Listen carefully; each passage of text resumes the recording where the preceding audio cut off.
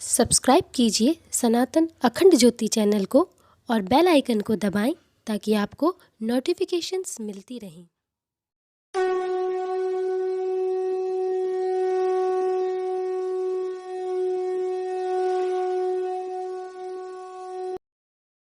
जय श्री राधे, जय महाकाल।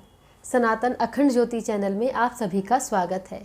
बात उस समय की है जब हनुमान प्रसाद पोद्दार जी युग ऋषि पंडित श्री राम शर्मा आचार्य जी से मिलने गायत्री तपोभूमि मथुरा पधारे। यूँ तो इन दोनों संतों का मिलना पहले भी अनेकों बार हुआ था, किंतु इस बार हनुमान प्रसाद पोद्दार जी विशेष रूप से समय निकालकर पहुँचे थे। अब समय आ गया है कि आपको आध्यात्मिक पत्रकारिता का एक नया अध्याय शुरू करना चाहिए। यह शब्द थे गीता प्रेस गोरखपुर के संस्थापक परम पूज्य हनुमान प्रसाद पोद्दार जी के, जिन्हें हम सभी प्यार से भाई जी के नाम से भी जानते हैं। हनुमान प्रसाद पोद्दार जी ने गीता प्रेस गोरखपुर की स्थापना कर सनातनी वैदिक धर्म ग्रंथों को हिंदुओं के घर घर तक पहुंचाने का प्रयास किया। वास्तव में हनुमान प्रसाद पोद्दार जी हनुमान ही थे। जब हिंदू समाज अपने ज्ञान विज्ञान और गौरव को भूलकर अंग्रेजी सभ्यता का दास बना जा रहा था, उस समय हनुमान जी की ही तरह श्री हनुमान प्रसाद पोद्दार भाई जी ने संजीवनी रूपी गीता प्रेस गोरखपुर की स्थापना करी और सनातनी धर्म ग्रंथों को प्रत्येक हिंदू के घर घर तक पहुंचाने का भागीरथी प्रयास किया, जिस प्रयास ने हिंदुओं को उनकी जड़ों से जोड़े रखा। यह सनातन धर्म की एक महान सेवा थी। भाई जी आध्यात्म जगत के सूर्य थे, जिन्होंने सभी को प्रकाशित किया। इन्होंने भक्ति आधारित बहुत से ग्रंथों की रचना की। वे राधा माधव के चिंतन में निरंतर मग्न रहकर भी अपने समस्त कर्तव्यों का पालन करते थे। श्री कृष्ण भक्ति का फल उन्हें यह प्राप्त हुआ कि उन्हें तमाम देवी देवताओं के दर्शन होने लगे। भाई जी से सत्संग करने स्वयं महर्षि अंगिरा और देवर्षि नारद आया करते थे। एक भक्त होने के साथ साथ भाई जी ने स्वतंत्रता संग्राम में यथा योग्य भाग लेकर राष्ट्र की सेवा की और मातृभूमि के प्रति अपना कर्तव्य निभाया। स्वतंत्रता से पहले ब्रिटिश सरकार ने उन्हें राय साहब और राय बहादुर जैसी उपाधि देने की पेशकश की, लेकिन उन्होंने इसे अस्वीकार कर दिया। स्वतंत्रता के बाद भारत सरकार ने उन्हें सर्वोच्च नागरिक सम्मान भारत रत्न से सम्मानित करने का प्रस्ताव रखा, परंतु भाई जी ने बड़ी विनम्रता से इसे भी स्वीकार नहीं किया। वस्तुतः भाई जी जिस भाव अवस्था में जीते थे वह लौकिक प्रतिष्ठा से परे और बहुत ऊपर थी। उन्हें ईश्वर का अनुग्रह सहज ही प्राप्त था। भाई जी और परम पूज्य गुरुदेव युग ऋषि पंडित श्री राम शर्मा आचार्य जी में बहुत सी समानताएं थी। जैसे दोनों ही परब्रह्म परमेश्वर भगवान श्री कृष्ण के परम भक्त थे।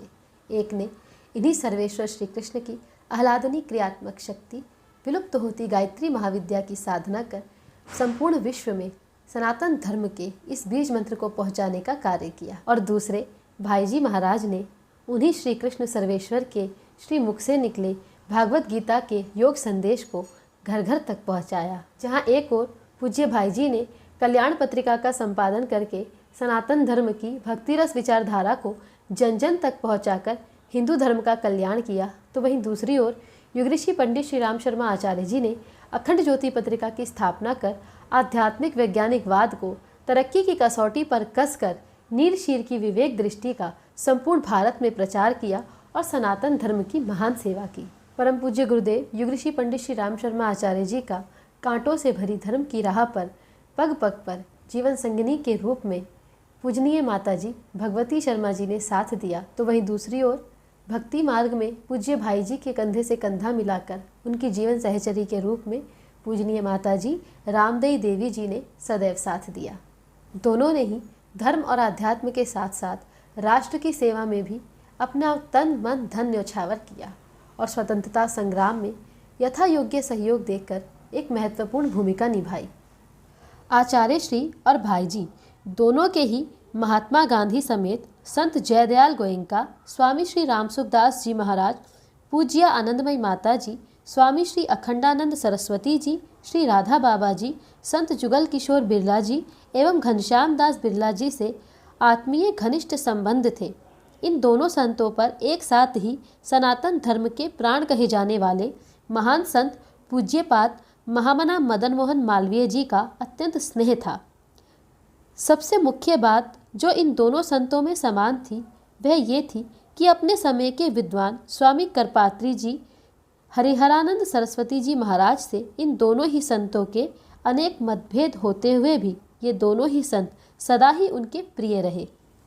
इन दोनों के ही जीवन प्रसंगों को यदि हम ध्यान से देखेंगे तो पता चलेगा कि न तो भाई जी के मन में कभी अपने विरोधियों को लेकर किसी प्रकार का कोई द्वेष और दुर्भावना थी और न ही आचार्य श्री के मन में अपने आलोचकों और विरोधियों से किसी प्रकार की कोई भी शिकायत थी।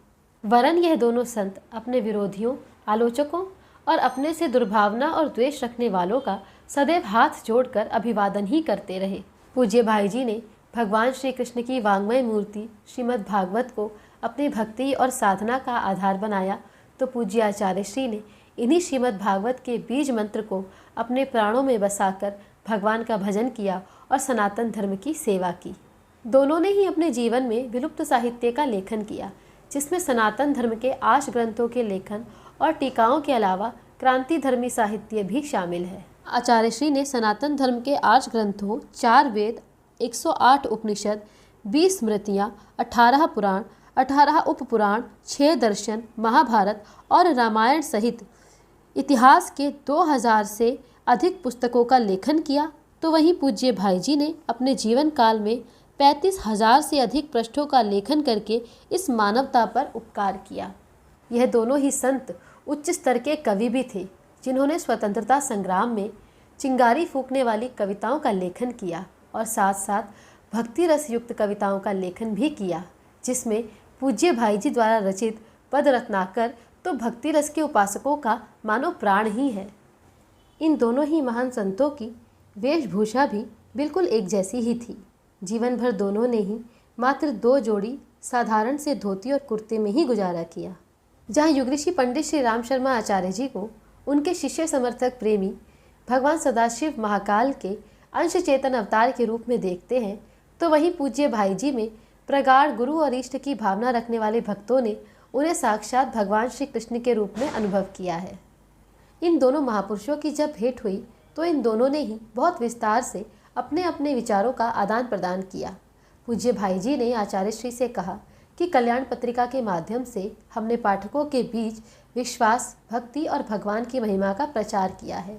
हमने पुराने ग्रंथों को उसी पुरानी शैली में प्रकाशित किया है, किंतु अब समाज में बौद्धिकता बढ़ गई है। आज़ादी के बाद बाहरी दुनिया के द्वार सभी के लिए खुल गए हैं।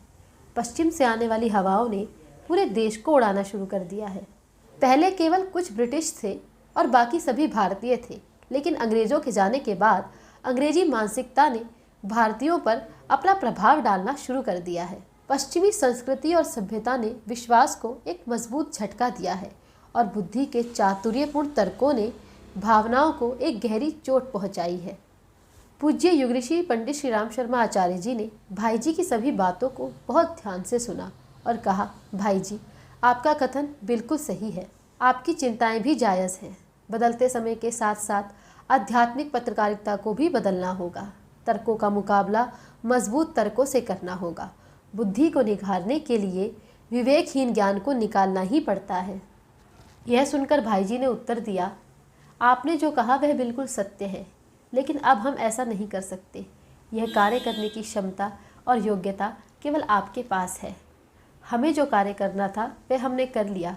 हमने भगवान की भक्ति, भगवान का नाम और अध्यात्म के प्रचार प्रसार के लिए सर्वश्रेष्ठ प्रयास किए हैं, लेकिन अब मुझे ऐसा एहसास होने लगा है कि हमारा समय काल अब पूर्ण हो रहा है।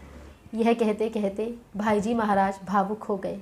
भगवान के इस परम भक्त की आंखों में आंसू देखकर परम पूज्य गुरुदेव का हृदय भी भावनाओं से भर गया और कंठ गदगद हो गया। उन्होंने भाई जी से कहा, भाई जी, आपने कम समय में भी जिस महान गति से कार्य किया है उसकी सराहना शब्दों में नहीं की जा सकती। आपने श्रीमद् भगवद गीता को घर घर तक पहुंचाया है। गीता प्रेस के द्वारा प्रकाशित श्रीमद् भगवद गीता और रामचरितमानस को आज भी सनातनियों के घर घर में नियमित रूप से पढ़ा जा रहा है। आपके द्वारा प्रकाशित कल्याण पत्रिका घर घर में भगवान के प्रति समर्पण का संदेश देती है। अब मेरी बारी है। मेरी भूमिका उन विकृतियों को ठीक करने की है जो मानव की सोच और बुद्धि में व्याप्त हो रही हैं। इसलिए मैंने गायत्री का प्रत्येक घर में प्रसार करना प्रारंभ कर दिया है। वह विचार जो मानव जीवन को सही दिशा में निर्देशित कर सकते हैं, अपने तर्कों, तथ्यों और प्रमाणों के माध्यम से मैंने उन विचारों का प्रसार करने का प्रयास किया है। मेरे इस प्रयास का बहुत विरोध किया जा रहा है, किंतु मुझे आभास है कि जब स्वयं ईश्वर मेरा साथ दे रहे हैं तो मुझे कैसा भय। भाई जी, आप चाहते हैं तो मैं अवश्य ही तर्क संगत विचारों को प्रस्तुत करूंगा। यह सुनकर भाई जी बहुत प्रसन्न हुए और परम पूज्य गुरुदेव ने उन्हें आश्वासन देते हुए कहा, जब तक मेरे भीतर रक्त की अंतिम बूंद, प्राण का अंतिम भाग और जीवन का अंतिम क्षण है, तब तक मैं भारत और भारतीय संस्कृति की सेवा करता रहूँगा और आध्यात्मिक पत्रकारिता मेरे माध्यम से नए आयाम प्राप्त करेगी। इस प्रकार इन दो महान विभूतियों के मिलन और संवाद से आध्यात्मिक पत्रकारिता के एक नए युग का जन्म हुआ। शास्त्रकारों ने सत्य ही कहा है, महत् संगस्तो दुर्लभः। सनातन के वैदिक वाङ्मय रूपी सागर का मंथन हुआ और उससे अखंड ज्योति पत्रिका रूपी अमृत प्रकट हुआ। युग ऋषि की लेखनी युग पीड़ा के हरण के लिए चल पड़ी। पूज्य भाई जी अखंड ज्योति पत्रिका के प्रथम पाठक सदस्यों में से एक थे। भाई जी की स्थूल देह जब तक इस धराधाम पर रही, वह इस अखंड ज्योति पत्रिका को पढ़ते रहे और दूसरों को भी इसे पढ़ने के लिए प्रोत्साहित करते रहे। एक बार एक सज्जन ने भाई जी के पास अखंड ज्योति पत्रिका को देखकर उनसे पूछा कि भाई जी, आप तो स्वयं कल्याण जैसी पत्रिका के संपादक हैं, फिर आपके पास यह अखंड ज्योति पत्रिका क्या कर रही है? इसको पढ़ने का कोई ठोस और विशेष कारण है क्या? तो भाई जी ने उत्तर दिया कि अब तक मैं कल्याण पत्रिका का संपादन कर रहा हूँ, उसकी ऊर्जा मुझे अखंड ज्योति पत्रिका से ही प्राप्त हो रही है। विगत 83 वर्षों से सनातन धर्म की वैदिक परंपरा का आलोक ये अखंड ज्योति पत्रिका जन जन में फैला रही है। आध्यात्म और धर्म का तात्विक और वैज्ञानिक विश्लेषण करने वाली ये अपने आप में एक अद्वितीय पत्रिका है। आज वर्तमान में प्रत्येक माह यह 17 लाख से अधिक संख्या में छप रही है और अधिक से अधिक लोग इसे पढ़ रहे हैं। हमारी ईश्वर से यही प्रार्थना है कि आपके हृदय में सत्य, प्रेम और न्याय की अखंड ज्योति सदा ही जलती रहे और आपका जीवन सदैव सद्विचारों से प्रकाशित रहे। हमारा ये वीडियो आपको कैसा लगा हमें कमेंट करके अवश्य बताएं और आपके अपने चैनल सनातन अखंड ज्योति को सब्सक्राइब करें। जय श्री राधे, जय गुरुदेव, जय